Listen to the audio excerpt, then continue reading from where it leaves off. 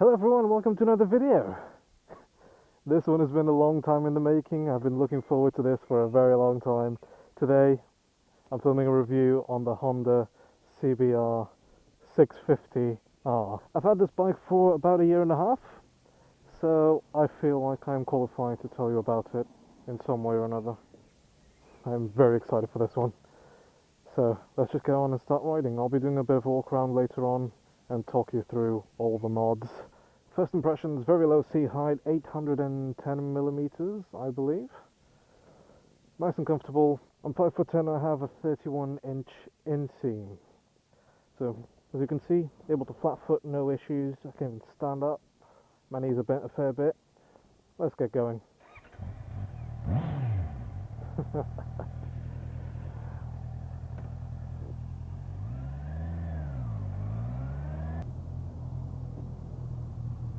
ZX6, not bad.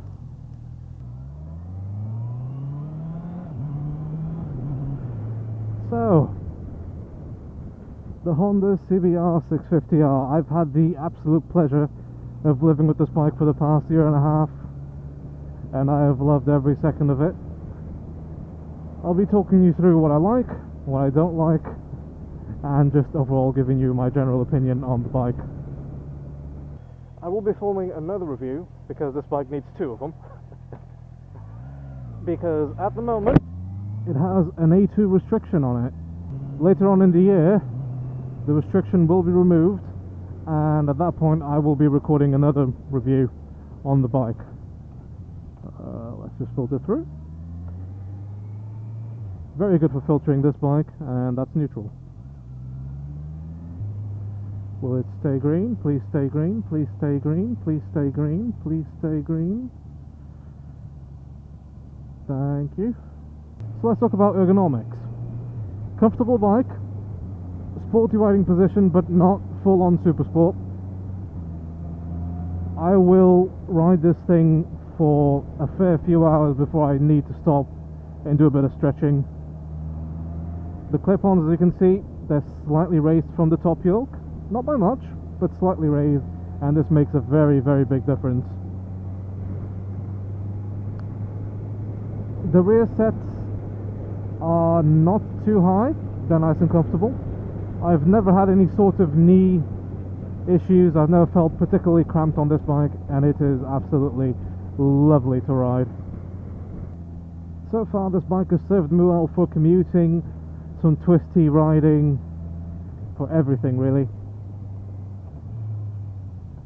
The engine is lovely and smooth, same for the gearbox and the quick shifter. The quick shifter only works on the upshift, so it doesn't have a blipper, so you can't just downshift without the clutch. You have to still use the clutch, and excuse me.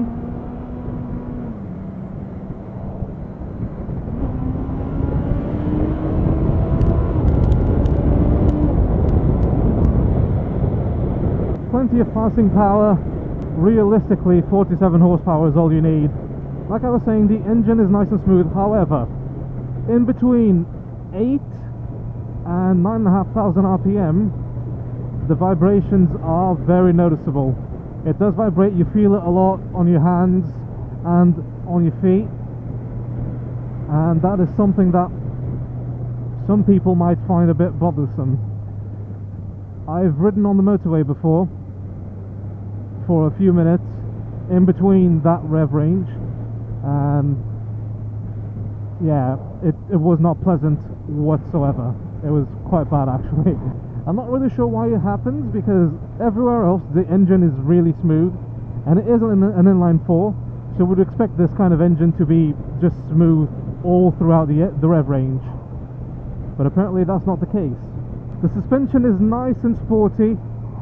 It's not too firm, but it is firm enough for you to have fun. If you want to do a bit more spirited riding, you can. And if you want to go, I don't know, touring, you can. It will still absorb bumps, and it will firm up when you need it to. The brakes are also absolutely wonderful, and I cannot test them here because I have someone behind me. Have I created a bit of a gap? Yes, I have. So I'll just give it a test of the brakes, and right about now. Yep, if you want to stop, this bike will stop you.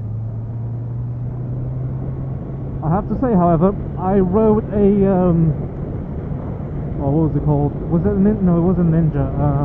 A Kawasaki Z650, and the brakes on that were slightly sharper than this. I would say the brakes on this bike are a little bit more progressive. You don't get as much of an initial bite, but the more you squeeze, the more it bites, if that makes sense. I cannot tell you how much I'm looking forward to de-restricting this thing. The steering is nice and light, very nice, very light. More so than other bikes I've ridden, fun enough, even lighter bikes than this. She's a bit of a heavier girl when you compare her to other 600s, and the power figures and the torque figures, they're in 600 from the 90s territory. This bike is designed to be a very usable everyday bike. You want to take this on the track, you take it on the track. You will have loads of fun. You want to go to the canyons or the twisty roads? Go right ahead, you will have loads of fun. You want to commute? Sure, it will do that. You won't be uncomfortable. You will do just fine commuting on this. In fact, I did it for a year and a half. The main complaint I have about this bike is the fact that I sometimes have trouble keeping up with my friends when we go out on rides together. Because if they're on a bigger bike, or a de-restricted bike, then sometimes I lose a little bit of a oomph, especially in uphill sections. But the secret to keeping up is just maintain your velocity and maintain the momentum. If you manage to do that, you'll be absolutely fine. So how much would you have to pay if you wanted to get yourself one of these? £7,729, brand new. That's it. And for that, you get a screamer of an inline 4, 94 horsepower, which you could get that to 100 with an exhaust and a tune, and a drop-dead gorgeous motorcycle, if I do say so myself. Oh, okay, you don't need to indicate you So we're going to go on a bit of a faster road, and then we're going to go on a dual carriageway, so that you can see how well the bike performs at higher speeds. So here we are on a dual carriageway, and the bike does just fine. I'm not getting wind blasted or anything. The screen, yeah, all the wind is just getting blasted right over my head. This screen does a wonderful job of deflecting it. And in case you were curious about how this bike would do with the A2 restriction on a fast road, there you go. Doing a little bit over the speed limit, which I shouldn't be doing. It's coping just fine. And if you want to overtake, just miss the throttle, no leave and downshift, and you're through. Just like that, very easy. Let's just pull in here and do a quick walk around. So here she is. I'm going to put the specs up on the screen now and do a little walk around. It's a very, very good looking bike. So let's talk mods. Here I've got a little phone mount, and the phone and the phone case are not on there right now. Got the quick shifter. This, I did not fit this after getting the bike. This came with the bike, it was on offer. So if you order the bike by a certain date, you get a free quick shifter, and that's what I got. I got some RNG passenger foot peg covers, because I don't really carry pillions on this thing. I got the C-cowl that makes this bike look a lot better. I don't really like the look of the original seat, it's just too flat and too square. Got the tinted windscreen, and it's a double bubble screen, and compared to the original one, it's much better deflecting wind. And I really, this might be just due to bias, but I love the bronze on the black. It just looks really good. Oh, of course, I've also fitted the RNG tail tidy And there's a funny story behind that, which I may or may not tell one day. And as for things that I still want to do, maybe some aftermarket bar-end mirrors, just to clean up the front end a little bit. I don't know, I'm a bit on the fence about that, because on one hand it would make the bike look better, but on the other hand these mirrors are actually really, really, really good. I would also like to fit a full Akrapovic system, but those are very expensive, so I don't see that happening anytime soon. And I've also fitted the RNG tank pads, which make riding this bike quickly a lot easier, especially on the twisties. I imagine in a couple of years in the used market, well, probably in a few years, in the used market, you could probably pick these up for £4,000 or even less. It's an amazing, amazing little bike. And right now I'll give you an exhaust clip.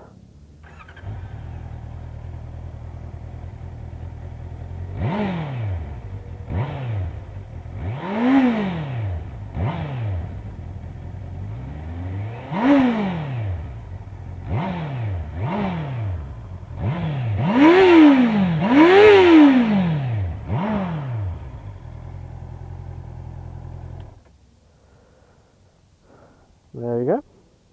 That's what she sounds like. So that's it for the walk around. Let's get back on and let's ride some more. One thing I should probably mention is this seat, it's really not as hard as it used to be. When I first got the bike, I just simply was not used to this sort of seat, because my 125 had a very, very soft seat. My 125 was a CBR 125. I'm not a Honda fanboy, I promise. Let me talk to you about the display. It pretty much gives you every little bit of information you might possibly want. Got your neutral there, your gear indicator rather, your F counter wraps around that, and on this side here you got your fuel gauge, your speed and your temperature gauge, as well as your clock, and that's your average mile per gallon.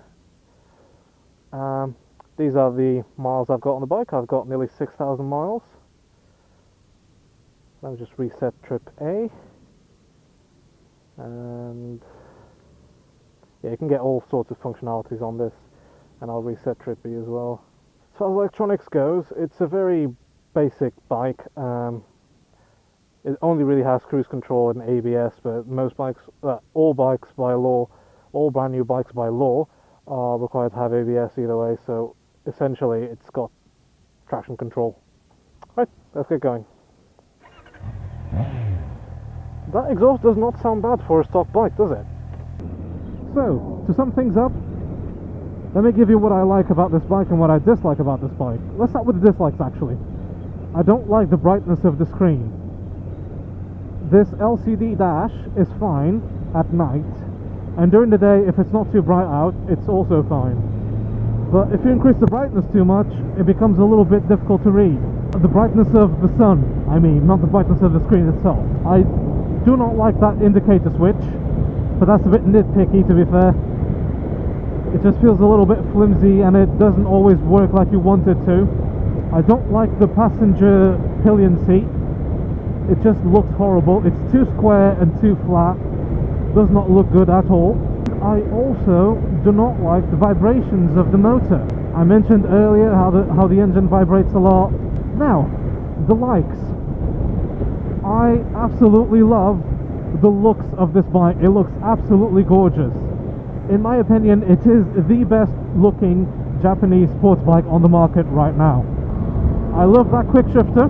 It is very, very precise. It never gives me false neutrals unless I give it a very soft tap. I love the ergonomics. It's very nice and comfortable. I can ride this thing for hours upon hours without feeling any pain whatsoever. I also really, really like the price. £7,729 is really good. It's a really good price for what you're getting. I also really like the clutch and how light it feels. It's a slipper clutch, so you would expect it to feel light. I also really like how easy this bike is to ride. doesn't complain, starts every time, and it's just a really easy bike to ride. You can have lots of fun on this. So, let me know what you think about this bike. Are you considering getting one? Did my video sway your hand? Let me know down in the comments. Thanks very much for watching, guys. If you enjoyed the video, please hit the like button, subscribe, and hit the notification bell so you're notified every time I upload. I'll see you guys on the next one. Bye!